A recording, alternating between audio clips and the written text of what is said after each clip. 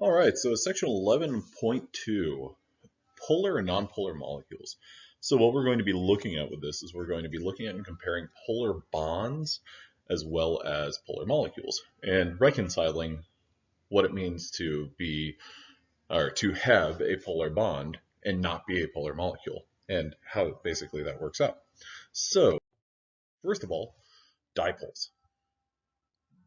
Bond dipoles versus molecular dipoles. The differences in electronegativity are going to dictate whether or not a bond is polar and therefore has a dipole. Bond dipoles plus molecular geometry can predict whether a molecule is polar. Individual bond dipoles may add together to form a molecular dipole, so bonds can equal polar molecule, or those bonds can basically act opposite of one another and therefore negate one another. So what that means is that a molecule can have polar bonds, but those polar bonds might be positioned so that they basically act opposite one another and therefore don't count. So just because a molecule has polar bonds does not mean that it is a polar molecule. Okay. Now molecular dipoles have measurable dipole moments, which are intermolecular forces. So this right here is our electronegativity trend. And this is all based on the Pauling scale of electronegativity, focusing specifically and contrasting from down here with francium, a group 1 metal, and fluorine, a group 7 nonmetal. Now, the Pauling scale of electronegativity gives relative values of electronegativity, ranging from 0.7 all the way up to 4.0. Okay. Now, polar versus nonpolar molecules. Any molecule with only one polar bond is a polar molecule. Okay, so the polarity of a molecule with only one bond can be directly predicted from the polarity of that bond. An example of this would be hydrofluoric acid, or HF. That contains only one bond. Oopsies, that's supposed to be an HF. There we go. That one bond is polar. Now, whenever I say polar, what I'm getting at is basically what's the difference in electronegativities. So I just showed you the table of electronegativities and the kind of bookend extremes of those electronegativities, 4.0 and 0.7. And so the difference between those electronegativities is going to say whether or not a bond is polar. Now, we're not going to do any like calculations or hardline numbers as to what constitutes a polar bond or a non-polar bond or anything like that, but just to put things in, if the electronegativity difference is present and it's roughly above 0.5, then it's going to be a polar bond. Now this is all on a spectrum, all on a continuum. There are some bonds that are more polar than others, and there are some bonds that are less polar than others. But what we want to look at right here is there a difference between electronegativities? HF, that is, or those two atoms have differences in electronegativities. Therefore, this is a polar bond. Therefore, this, since it is a molecule with only one bond, it is a polar molecule. Okay. Now, F2, on the other hand, well, each of those atoms has an equal attraction to pulling the electrons within that bond. So each of these fluorine atoms is equally electronegative. So that's the idea of what electronegativity is. Electronegativity is a measure of how much does one atom want electrons within a bond. Now, fluorine with a 4.0 wants those electrons the most. Francium with, I believe it's a 0.7, wants electrons the least. So you could almost think about this as a game of tug of war. Fluorine and fluorine, they're both pulling as much as they can. But what's the result of their pulling? In a game of tug of war, if you have equal forces opposite one another, they're not going to go anywhere. Nothing's going to happen. And that's effectively what we see in this nonpolar bond. And since there's only one bond here, this is a nonpolar molecule. So here's another representation of what that shows. And if we focus on fluorine, what we got is kind of a homogeneous looking molecule. Throughout the entire thing, it looks the exact same. And then if we look over at hydrofluoric acid over here, well, hydrofluoric acid is, we've got this color gradient that basically shows the likely place that an electron or electrons are going to be found. And electrons and kind of this more or most negative is focused around the fluorine. And so if you have a concentration of electrons, you more likely have a negative charge. Compare that to the opposite end of the molecule, where our hydrogen is, we've got a partial positive charge. So we have a lower concentration of electrons there. So that's basically what we're looking at with respect to these two molecules. We've got an uneven sharing of electrons, and as a result, we have a polar molecule. Now, symmetry and polarity. Molecules with two or more polar bonds may be polar or nonpolar, depending on the molecular geometry. Okay, so now we're talking about something not with one bond, but two or more than that. Carbon dioxide, for example. Now, before we go on, let's talk about what carbon dioxide looks like.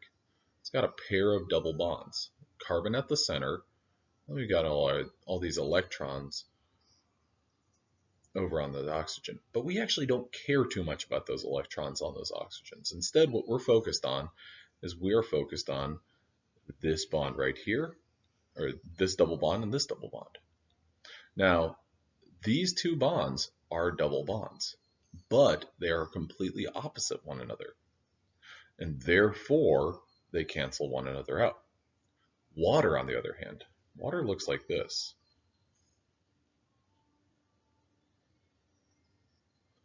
Now, what's worth noting about water looking like that is that we've got lone pair of electrons, lone pair of electrons. Now, those lone pairs of electrons, those are different animals than those single bonds between oxygen and hydrogen. These single bonds between oxygen and hydrogen, what they're going to do is they're going to be, well, oxygen is more electronegative, so the electron density is going to be pulled towards oxygen. In addition to that, these two lone pairs of electrons are going to occupy a bunch of space. And so basically what we have is a polar molecule where there's a partial positive charge around the oxygen and a partial negative charge around the oxygen and partial positive charge around the hydrogens. Now, here's our basic representation of these two molecules. So here's carbon dioxide. We've got partial positives, but they cancel one another out. Compare that to our water molecule. Well, water, we've got a partial negative charge and a partial positive charge distinctly positioned away from one another. Now, with all of that said, we've got a couple of molecules that we want to draw. Okay, now what I'm going to do is I'm going to circle the bonds for ammonia, NH3. We've got a total of 3 bonds there. We've also got one lone pair of electrons. Now, those 3 different bonds, what they're going to do is we've got this partial positive charge going towards nitrogen.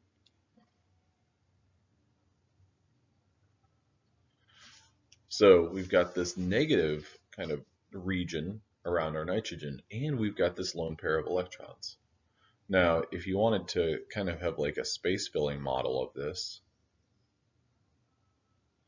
is my lone pair of electrons. I'm writing a B for a bond. Well, these bonds are not opposite one another, and so they can't really cancel one another out. With that lone pair of electrons up there, that's going to prevent those bonds from being opposite one another. So this would be considered a polar molecule. Thought I had to sneeze. Okay, so ammonia is a nonpolar is a polar molecule. Difluoromethane. CH2, F2. Okay, so here what we've got is we've got something that has a total of 4 bonds, but those 4 bonds go to different things. We've got 2 fluorines, we've got 2 hydrogens. Now, in this case, if all of the things surrounding our carbon were identical, then it would be reasonable to say it's a polar molecule because they are all positioned equidistant or as far from one another as possible, and they have an equal force. It's kind of like a 4-player game of tug of war. In this case, what we've got is, well, a 4-player tug of war, but you've got the Incredible Hulk opposite one another, and then in the other position, or you've got 2 Incredible Hulks, and then in these other positions you have someone who's not as strong as the Incredible Hulk. So think about it like this. We've got forces this way and this way that cancel out. But then you've got forces here and here that they're going to throw off the movement of this. So what this is going to result in is a polar molecule.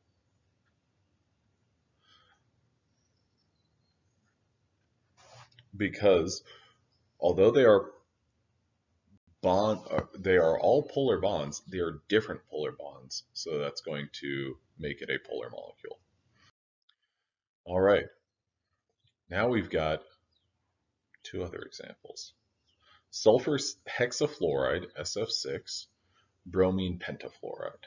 Okay, so the sulfur hexafluoride is a good one to contrast with the dichlorofluorine.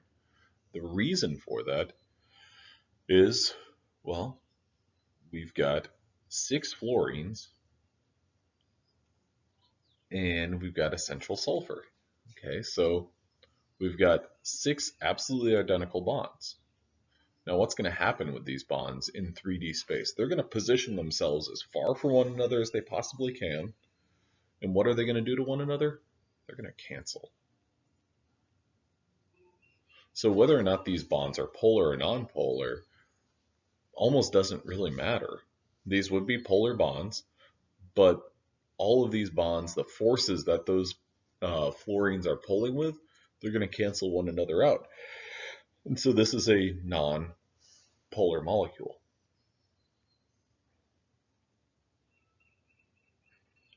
Bromine pentafluoride. Okay, so this is pretty similar to sulfur hexafluoride, but what makes it different? What makes it different is that right there, that lone pair of electrons. What does that lone pair of electrons do? That lone pair of electrons is going to throw off kind of the balance. This lone pair of electrons is going to make this a polar molecule. Because all of these bonds, whether or not they're polar or they're nonpolar, they can't be opposite one another or completely opposite one another because we have that lone pair of electrons. All right, well, I hope this is helpful, and I will see you on the next section, 11.3, and go get them.